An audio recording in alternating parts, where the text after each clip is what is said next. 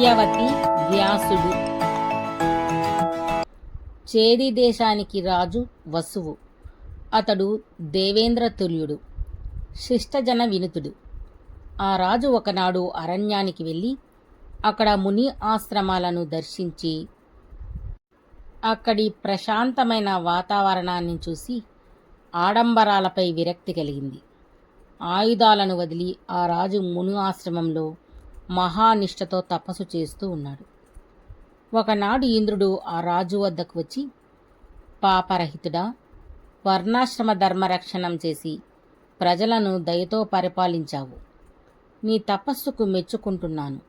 నీవు నాతో స్నేహం చేసి నా వద్దకు వస్తూ పోతూ రాజ్యపాలనం చేస్తూ ఉండుము అని చెప్పి ఆ రాజుకు దైవత్వము మణిసువర్ణమయమైన దివ్య విమానాన్ని, ఏ ఆయుధము తాకలేని వాడిపోని ఇంద్రమాల అనే పద్మమాలను, దుష్టులను శిక్షించుటకు వేణుయుష్టిని వెదురు కర్ర ఇచ్చాడు. ఆ వసురాజు ఆ రోజు నుండి విమానం అధిరోహించి ఉపరిలోకాలను చరించటం వలన అతనికి ఉపరిచరమనువు అనే పేరు వచ్చింది. ఇంద్రమాల చిహ్నంగా వేణుయుష్టికి ప్రతి ఏటా ఇంద్రోత్సవాన్ని జరిపిస్తూ ఈశ్వరుడికి, దేవేంద్రాది దేవతలకు సంతోషాన్ని కలిగించాడు. ఈ ఉత్సవం చేసే రాజులకు ఆయుస్సు పెరుగుతుంది, సంతానాభివృద్ధి చెందుతుంది, ప్రజలు సుఖంగా ఉంటారు. దేవేంద్రుడు సంతోషించి బృహద్రథుడు, మణివాహనుడు, సౌబలుడు, యదువు, రాజన్యుడు అని 5 కొడుకులు కలిగారు. ఉపరిచర వసువు రాజర్షి అయి రాజ్యపాలన చేస్తూ ఉండగా అతని నగర సమీపంలో శుక్తిమతి అనే నదిని కోలాహలం అనే పర్వతం కామించి ఆ నదిని అడ్డగించగా ఉపరిచరమనువు ఆ పర్వతాన్ని తన కాలితో తొలగించాడు. పర్వతము వలన ఆ నదికి వసుపదుడు అనే కుమారుడు, గిరిక అనే కుమార్తె జన్మించారు. శుక్తిమతి కృతజ్ఞతతో ఉపరిచరునికి తన కొడుకును కూతురిని కానుకగా ఇచ్చింది. ఆ రాజు వసుపదుడిని సేనాధిపతిగా, గిరికను తన ధర్మపత్నిగా చేసుకున్నాడు. గిరిక ఋతుమతి అయినప్పుడు ఆమెకు మృగమాంసం పెట్టమని పితృదేవతలు ఆజ్ఞాపించగా మృగాలను వేటాడటానికి ఉపరిచర వసువు అడవికి వెళ్ళాడు. అక్కడ ఆ అడవిలో గిరికను గురించి, ఆమె అందచందాలను, ముద్దు మాటలను గురించి ఆలోచిస్తూ ఉండగా వనం మధ్యలో రేతస్ఖలనం జరిగింది. అమోఘమైన ఆ వీర్యాన్ని ఒక చిరిగిపోని ఆకు దొప్పలో చేర్చి దానిని ఒక డేగ మెడకు కట్టి గిరికకు ఇవ్వమని పంపాడు. ఆ డేగ మహావేగంగా అడవిని దాటి ఆకాశంలో ఎగురుతూ ఉండగా మరొక డేగ వచ్చింది. మొదటి డేగ మెడలో ఉన్న దానిని మాంసపు ముక్క అనుకుని ఆ డేగతో మాంసాన్ని తీసుకోవడానికి పోరాడింది. 2 డేగల మధ్య ఆకాశంలో యుద్ధం జరిగింది. డేగ పదునైన ముక్కుతో ఆకు దొప్పను పొడిచింది. వెంటనే అందులో ఉన్నది కింద ఉన్న యమునా నది నీటిలో పడింది.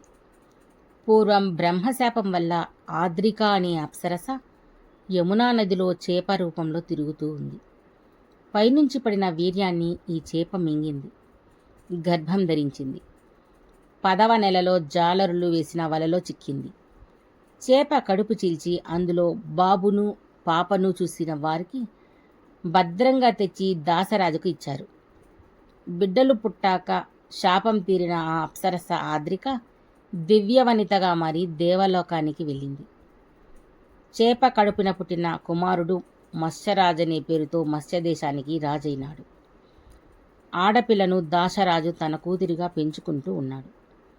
ఆమె పద్మం వంటి చక్కని ముఖంతో ఉన్న ఆ కన్య మత్స్యగంధి అనే పేరుతో తండ్రి ఆజ్ఞతో యమునా నదిలో ఓడ నడుపుతూ ఉంది.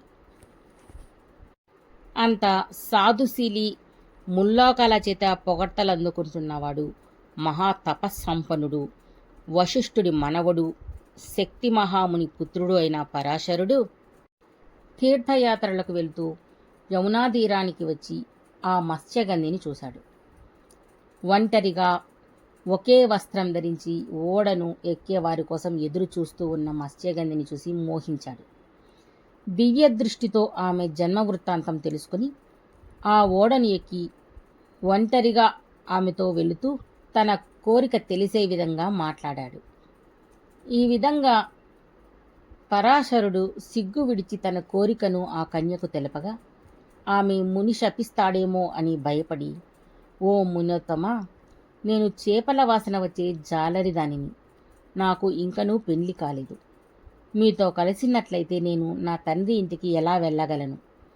నాకు దోషం కలగని రీతిగా అనుగ్రహించండి అని పలికిన మత్స్యగంధి మాటలకు పరాశరుడు చాలా సంతోషించి, నాకు ప్రియం కలిగించిన నీకు కన్యాత్వం చెడదు, భయపడకు అని వరమిచ్చి, నీవు వసురాజర్షి వలన జన్మించావు, సూతకులంలో పుట్టలేదు అని చెప్పి ఆమె శరీర సుగంధం యోజన దూరంలో ఉన్నవారికి సైతం తెలిసేలా వరమిచ్చాడు. ఆమె యోజనగంధి గంధవతి అని ప్రసిద్ధి చెందింది. ఆమె పరాశరుని అనుగ్రహంతో దివ్య వస్త్రాభరణాలంకృతురాలై యమునా ద్వీపానికి ఓడను చేర్చి, అక్కడ అందరూ చూస్తూ ఉండగా ఎలా కలవడం అని యోజనగంధి అడగగా పరాశరుడు జనుల దృష్టిని నిరోధించే మంచు చీకట్లు కల్పించాడు. మనోహర రూపం కలిగిన సత్యవతికి బ్రహ్మ సమానుడైన పరాశర మహర్షికి సంగమం వల్ల సూర్యునిలా వెలుగుతూ వేదమయుడు ఆదిముని అయిన వేదవ్యాసుడు జ్ఞాన సంపన్నుడై అవతరించాడు. ఆ యమునా ద్వీపంలో మహానీయుడు నల్లనివాడు అయిన అతడు కృష్ణద్వైపాయనుడు అనే పేరుతో ప్రసిద్ధుడై తపోమార్గంలో మనసు నిలిపాడు. పరాశరుడు సత్యవతి కోరిన వరాలు ఇచ్చి వెళ్ళిపోయాడు. అంతటా కృష్ణద్వైపాయనుడు జింక చర్మం ధరించి ఎర్రని జడలతో దండ కమండాలను ధరించి తల్లి ఎదుట నిలిచి ఆమెకు మొక్కి, మీకు పని కలిగినప్పుడు తలవండి, ఆ క్షణమే నేను వస్తాను అని చెప్పి తపోవనానికి వెళ్ళి మహాభయంకరమైన తపస్సు చేశాడు.